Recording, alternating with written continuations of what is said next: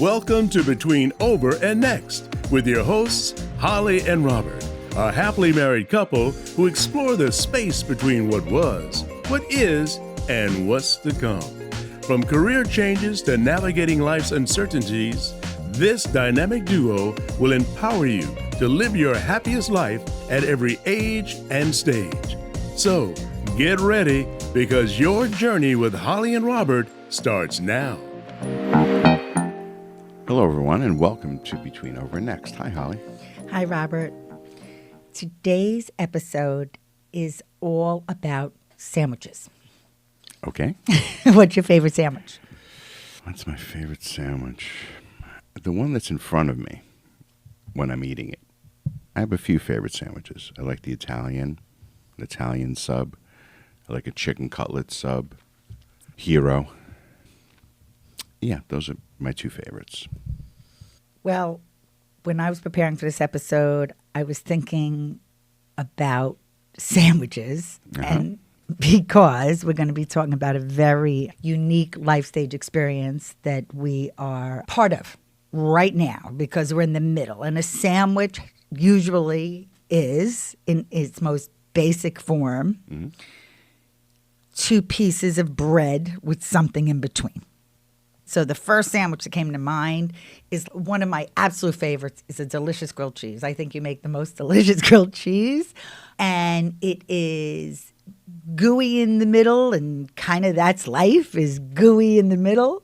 And there's all different kinds of cheeses that you could opt to use. But then as I continue to prepare for this episode, I'm thinking not just about a classic sandwich.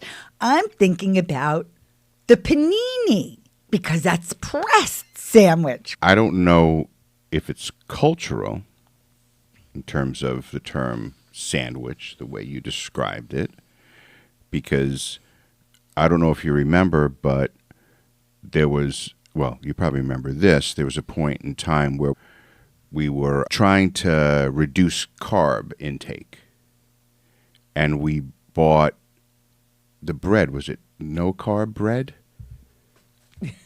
Was that? I think it was a no-carb bread. Oh, yeah, like Udi, whatever brand it was. Right, yes, we were. And I called the company with a complaint about the bread because they sold this package of bread with 5 slices.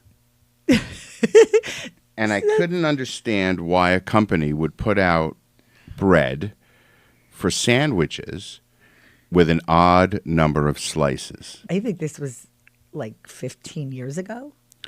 Probably, but I reached out to the company, which turns out was a Scandinavian company. And they told me that the reason why there was an odd number of slices of bread in this package was because they made open-face sandwiches.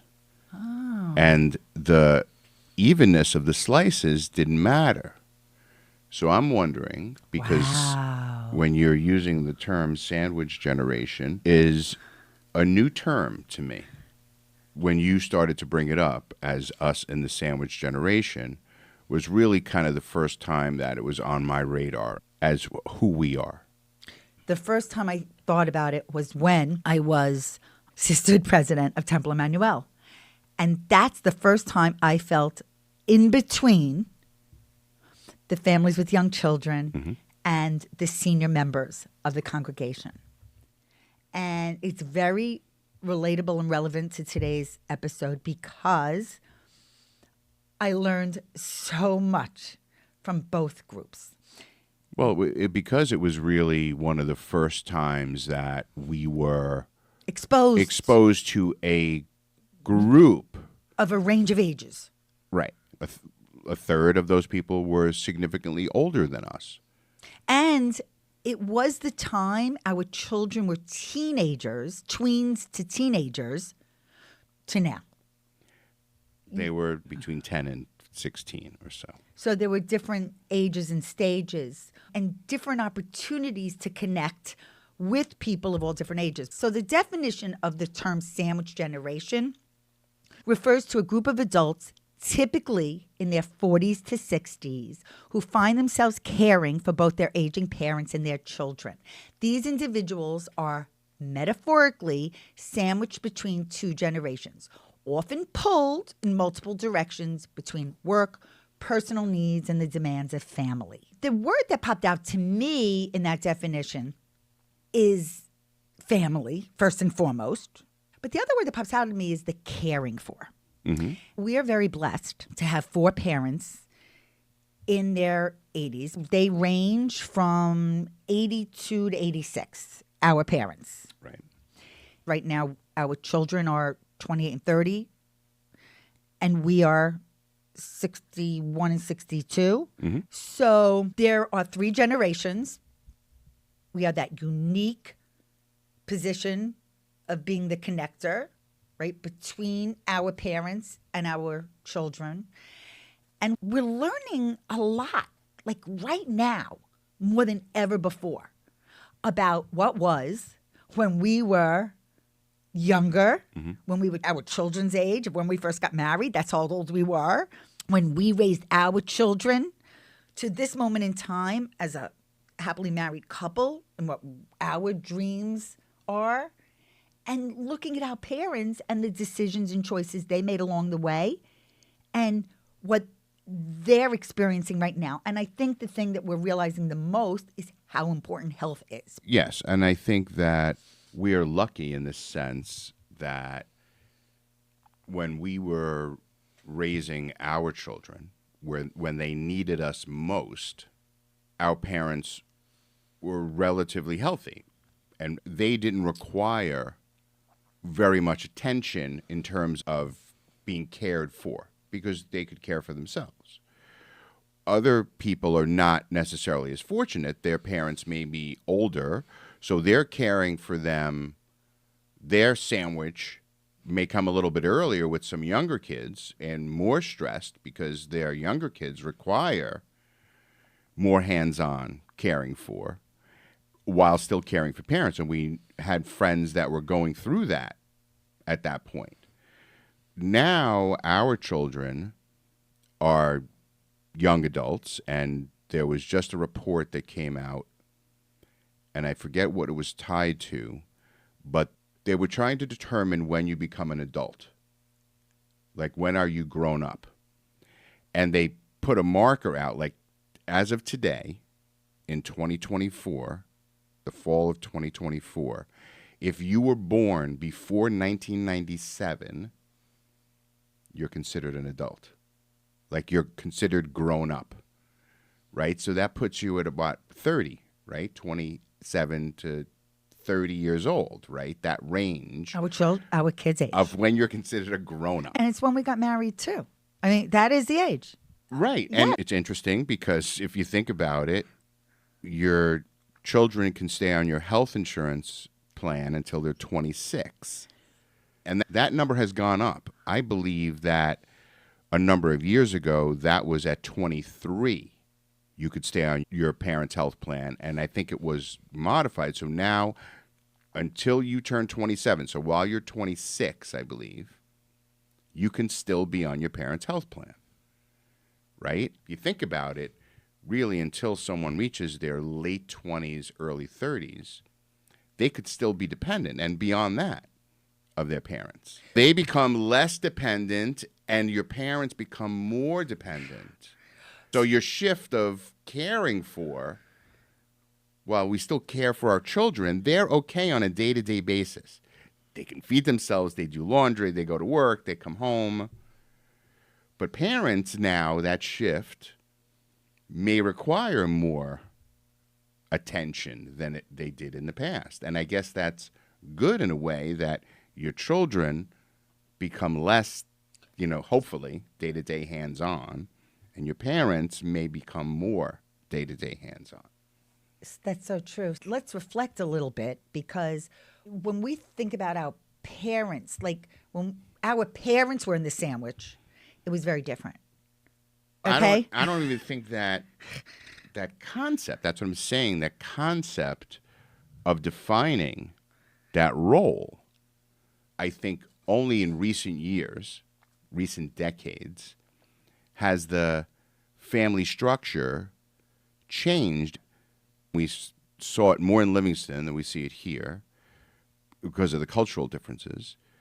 Multi-generations living under one roof. Grandparents living in the same house, right? Your parents living with you, having them in the house, and both for caring for and then for them helping to care for children. But I think that's the norm in most of the world. I think just in the United States, that becomes less common, and it's probably more common in certain parts of the United States where the multi-generations are under one roof so that they care for one another. I also think we're living a little longer.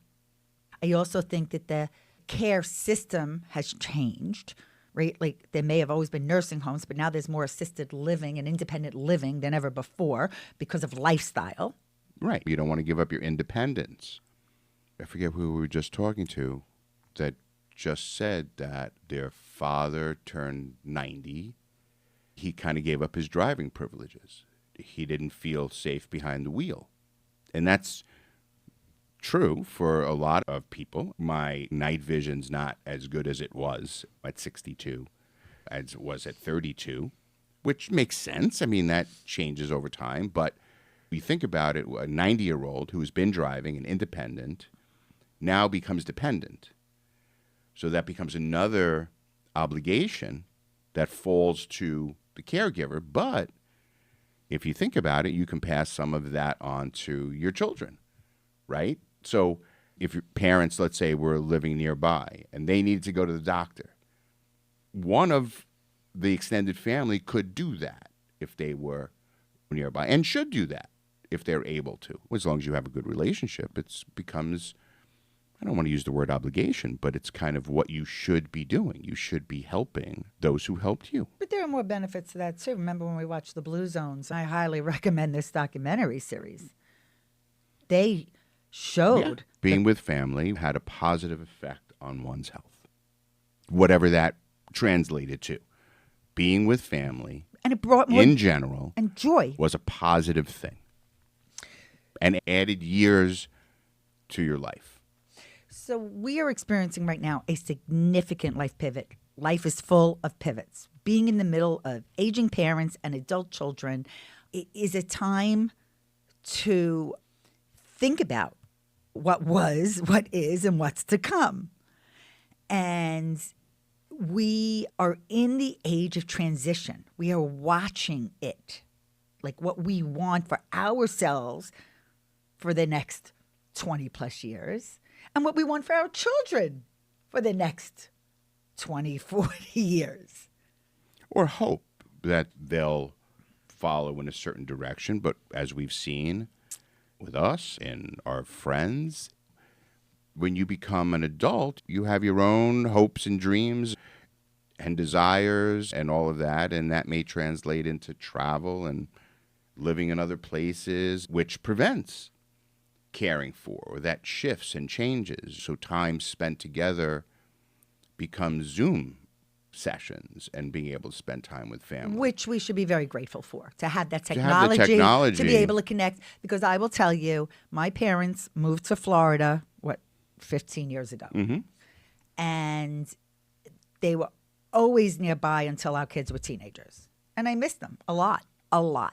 Long distance relationships are challenging, are hard, are different. Different. So your parents are more nearby and your family is more nearby. But think about that. They're 45 minutes away, 45 minutes to an hour, depending on the day of the week and the time of the day. My parents. Your parents.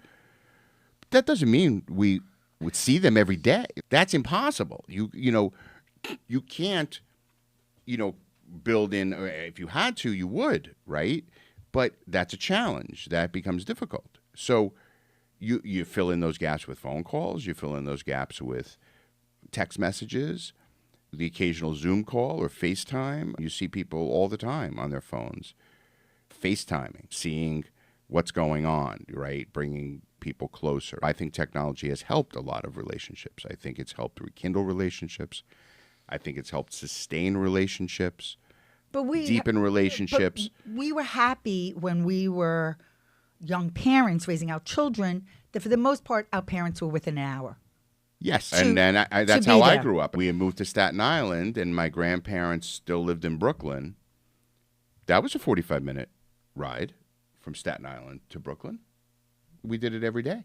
But I'm We would happy, go to Brooklyn every day to my grandmother's which house, is my a grandmother's gift. house. It's a gift. I'm really happy our children live near us. And that is by choice. Yes, and beyond the ability to see them and spend time with them. And be spontaneous like we did last night, Right. going out for But dinner it's with the kids. it's also been helpful to us Yes. to have them nearby. Yes. And, We're and realizing we've that. depended on them, whether it's for a ride somewhere or can you come to the house and do this But wait, or think about how much Lindsay you know, helped pick- us move. Oh yeah, absolutely. It was a group effort in that regard. I will not deny that it's easier to have the kids nearby. And listen, if your loved ones can be to you in an hour, that's nearby. That's not around the corner. That's not, I'm going to run over for 5 minutes and come back. But that's certainly a there and back in a few hours kind of proposition. That is something that I am grateful for because it has helped enhance our lives and made it easier and made it more rewarding to have them nearby. And as our nuclear family changes and grows, that gratitude will increase. We'll see and experience things because we are in close proximity. Listen, there are fractured families all over this planet that live around the corner from one another and don't see each other. And we are guilty of that as well. We have family that is in close proximity that we just don't have a relationship with. And that's unfortunate, but it's the fact of the matter. That's the way life has transitioned us. It's never too late to rekindle relationships, right? It's only one time is too late, right? When you hear that nail going in the coffin, that's it. But beyond that, relationships can be rekindled if people are willing to do that. But all parties need to be a part of that. But being able to keep families intact, I think, is something that people should strive for when possible. Because I think it only benefits you if it's good and it works. I think that each party, meaning the adult children and the parents and us, all need to figure out what our roles are because they're being redefined every day, every decade. Because there's some letting go that's involved as your children are making their own decisions for their lives, their relationships, their careers, their lifestyles. It's not one size fits all. You and I have been role models to our children. Our parents are proud of us for how we show up in the world. But we're not the same people that we were when we first became parents. You used to say to me when we first got married that I didn't leave the nest because of my close relationship with my parents. Mm-hmm. But I have the same relationship today. But there have been transitions over time. Right. And you have a similar relationship with Lindsay. I do. Right. Who sometimes needs your help picking out the color crayon she wants to use. Yes. Yes. She likes affirmation and guidance. And you know what? I'm okay with that. And you know what? Sometimes I go to my mother and I want some guidance. I used to ask my mother for more advice when I was younger. I feel now more confident, secure, comfortable in my decisions now because I've been empowered through their parenting, through our relationship as parents of what we want to provide to all family members. I feel good at this stage and age. And we do talk about the pivot a lot. And as a parent of younger children, you go, do, pick up, bring them here, bring them there. Their list of things to do is the priority, right? You're fulfilling obligations. And now we're kind of finding the peace in the present moment. We are so hyper aware of that. And just the value of being with loved ones. That matters to us so much. These moments are the heart of this in-between sandwich phase. And when you get to this age, you will understand what I'm saying. But the sooner you realize it, the sooner you can treasure it and value it. One of our episodes is we're talking about our core values, Robert. You said a quote that I also have a blog article about. What's the quote? Yes, one day your life will flash before your eyes. Make sure it's a story worth telling. So that quote inspired us to elaborate on that, meaning time. We say this all the time, that time is fleeting. I looked up more about time, and we have 86,400 seconds a day. We invite you to be inspired and motivated to share and spend some time with us, because our episodes are anywhere from, on an average, a half hour to 45 minutes, right? Mm-hmm. So that's a little over 2,000 of those 86,000 seconds. Right. Isn't that a good way to put it? It is. It is. So but unless you're faced with some life-altering event as a young person, you do not value time the way you value time as an older person. You do not. As a 30-year-old, you're invincible. Aging is not even on your horizon. So you can't even absorb that. And So it's do not you- until, I think, for us, we didn't start to feel any different until the kids started to go to college and they're away, and then our family dynamic changed, and Alex became the only child for a period of time, and then Alex went away, and then Lindsay came home and did her last year at MSU, and she lived home, and then she was the only child again, and then she moved in with Elliot and got married, and then Alex moved home again during COVID, and we became 3 again, and these family dynamics change and evolve, and his dependence on us during COVID at home being that really couldn't go out and do and whatever, it was really the 3 of us. That was probably as close living, right, where it wasn't, oh, Alex is out for the day or whatever, and they were like 10 or 12, where they were all the time. COVID impacted lots of families of all ages. I mean, think about the little ones that didn't get to see their grandparents or have their birthday parties, or there were so many things that happened during COVID that impacted families that you couldn't help realize the importance of family and being there for each other. But there are so many common experiences that we have and so many emotions that we're coping with. So many mixed feelings of being in the middle. And at its core, there's happy and sad. We have friends that have lost parents or spouses. That changes life so much. Mm-hmm. We have friends that do make sure that they're with their parents as much as they can be, to be there for them, whether it just be to have some social time together, or move them into your house, permanently, or for a temporary time. Just to make sure they're okay. But we are witnessing our parents' aging process, and especially with health issues. And diminished ability to do things on their own. That's really what it comes down to. It's that they can't get to the store the way they used to be able to get to the store. They need help going to doctor's appointments, things like that. I always said, you come into the world and you go out of the world the same way. You come into the world as a baby needing your parents' attention, your caregiver's attention. You cannot survive on your own. And then when you get older, the same thing happens. You need care.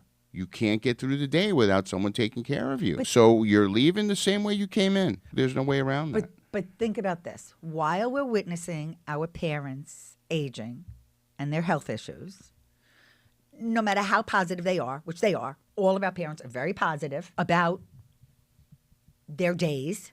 Yeah. Right? With their spouses, which is such a beautiful thing. We have not experienced much loss. Knock on wood, is a blessing.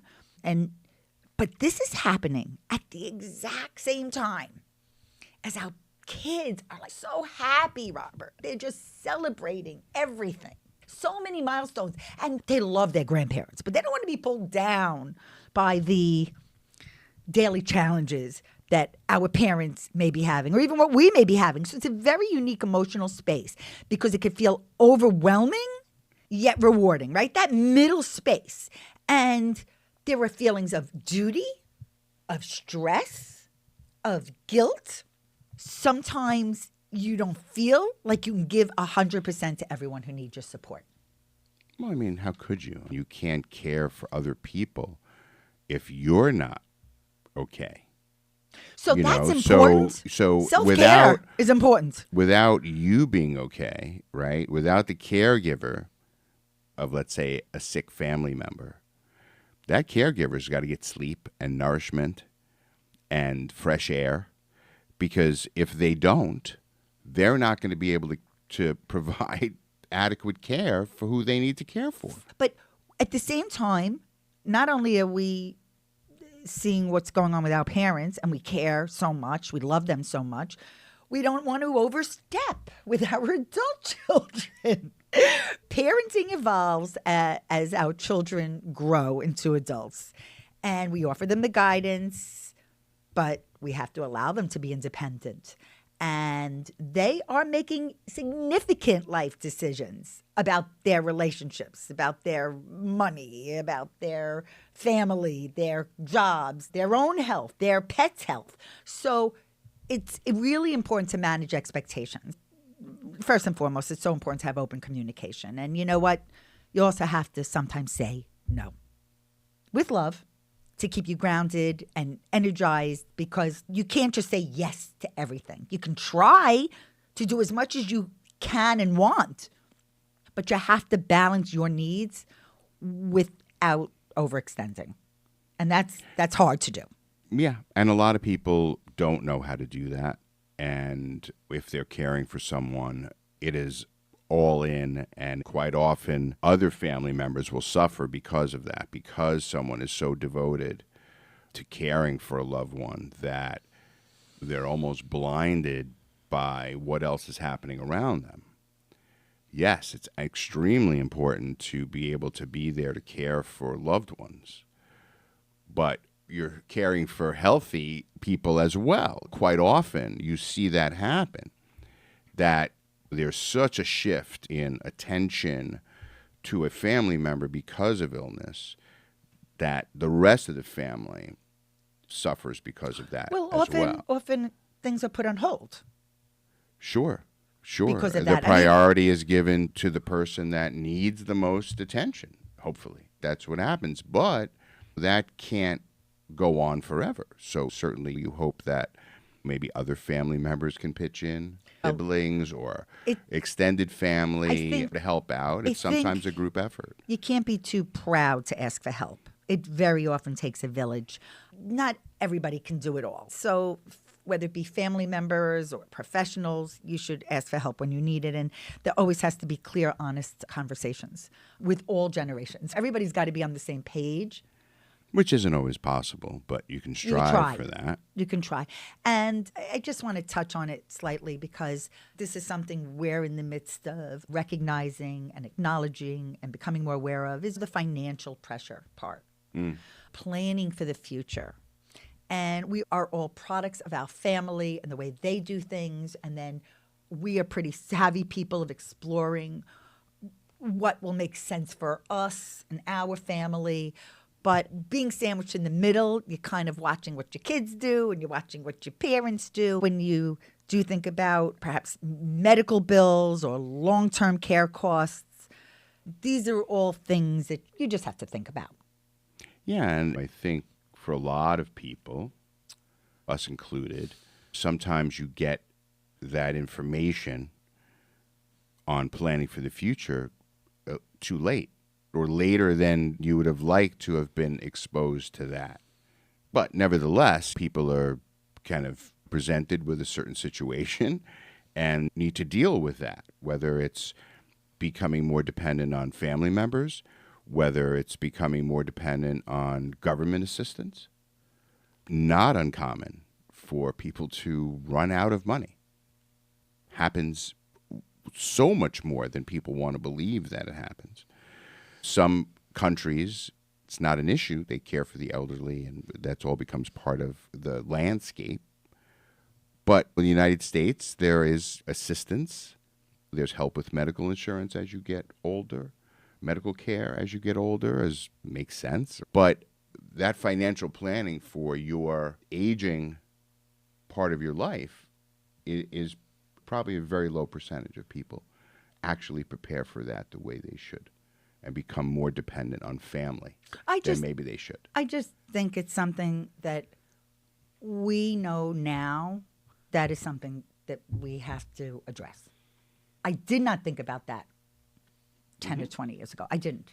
That's why we talked about planning for retirement with our kids so early on and had them start retirement plans in their 20s. I didn't start my retirement plan until I was well into my 30s. You know, that's a big difference. Yes. That's a big difference. And that was really good parental guidance. So let's embrace the positives of the sandwich generation. Creating multi-generational memories and having family gatherings and making time, again, that word time, to have fun times, good times, to intentionally get together, whether it just be for dinner. Like I said earlier, we had dinner with the kids last night, and it's so nice. We come home and we sent a beautiful text saying we had a good time and thank you. Mm-hmm.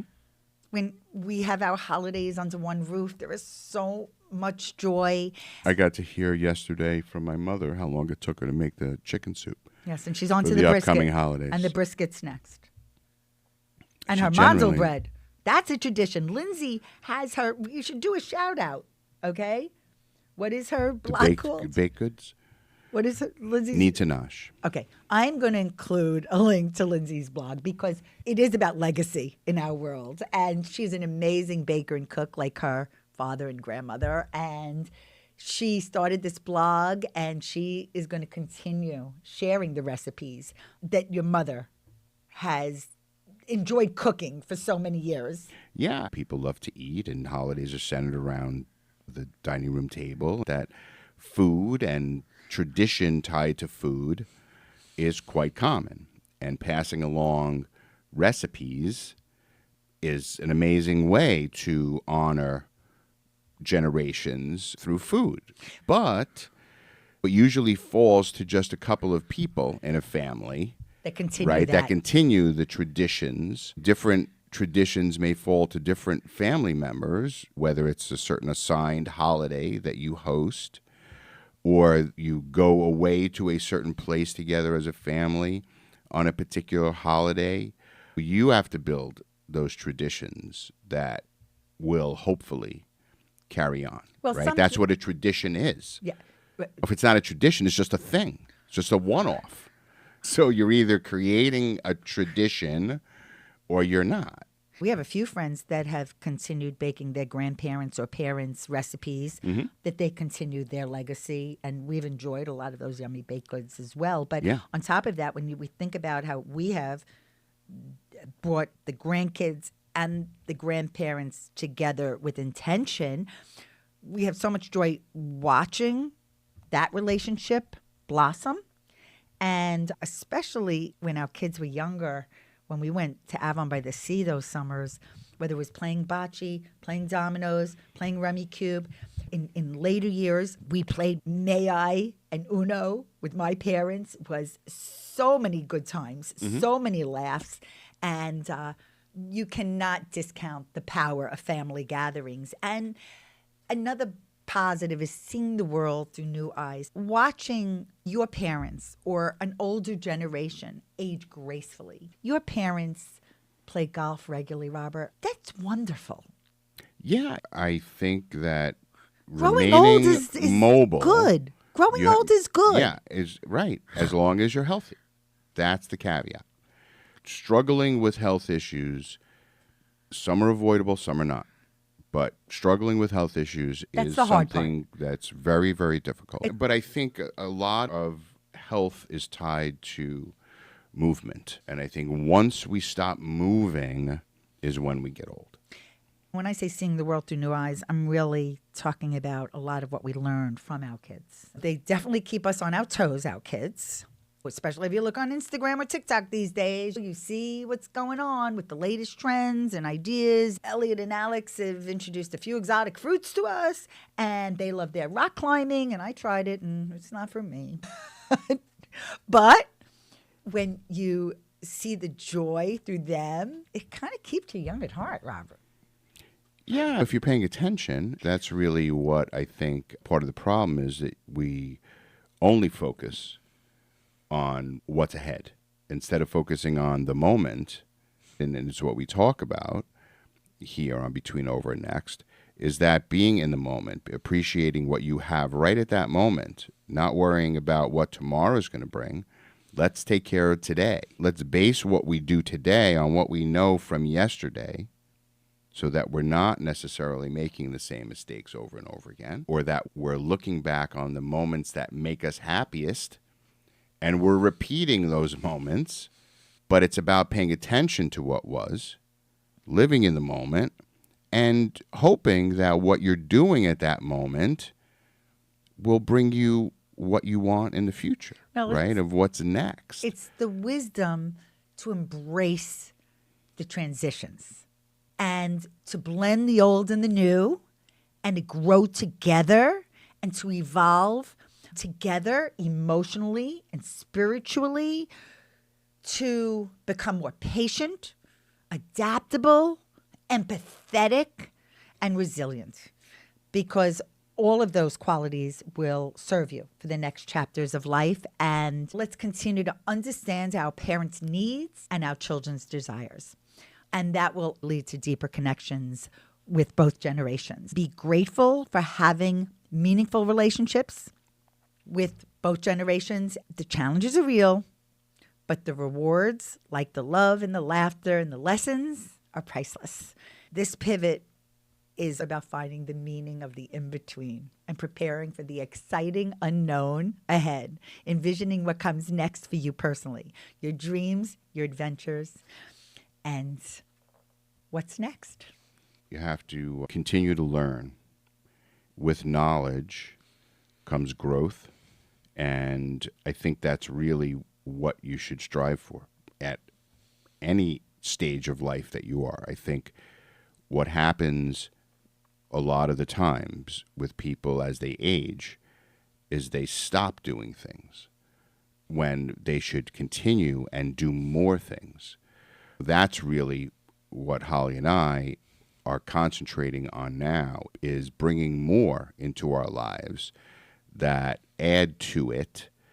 And we're fortunate that we're able to kind of zero in on those things. We've identified the things that make us happy, and we continuously move in that direction and try not to let the distractions slow us down. And we're successful most of the time, but we're excited about where we're headed, and we're excited about the changes that are coming our way, because the pivots that we're going to undertake over the coming months are ones that are brand new to us as a family and quite familiar in the same sense. So it's going to be a really exciting time for us as sexagenarians as we move into new roles that feel familiar but are going to feel very different as well. And that's a very exciting thing. So I'm looking forward to that. And I'm looking forward to continuing to share with others what we've learned, and hopefully be able to help you, and in hopes that you will all help others in the same way, to be able to share your wisdom and what you know and how you've all changed and grown over time. That is very valuable information, and should and needs to be shared with others so that they can take maybe a better path than we have all taken, and make it a little bit smoother, smooth out some of those bumps. And that only comes with foresight and only someone with hindsight can give you foresight. Well, that was a great sandwich. I am full. And I look forward to our next sandwich together. Yes, absolutely. So thank you all for being a part of our audience here on Between Over and Next, and we will see you next time. Thanks for tuning in to Between Over and Next. We hope you enjoyed this episode and found it meaningful and insightful. If you value it to be worthwhile, please share it with your friends and family. We would really appreciate it if you could take a moment to write a review for us. Your feedback will help us continue to create content that resonates with you. And don't forget, in the show notes, you can find all the relevant links mentioned in this episode, from accessing free downloads to visiting our website and more. If you have any questions or comments, we would love to hear from you. Simply send us an email. Our email address is hello@hollyandrobert.com. We're always excited to connect with our listeners. So until next time, thank you again for joining us on Between Over and Next. Thank you for listening to Between Over and Next, the podcast that navigates the twists and turns of life with courage, laughter, and a whole lot of inspiration. Tune in every Tuesday to hang out with Holli and Robert on your favorite podcast platform. Visit hollyandrobert.com and follow them on social media to ignite your passion and fuel your dreams.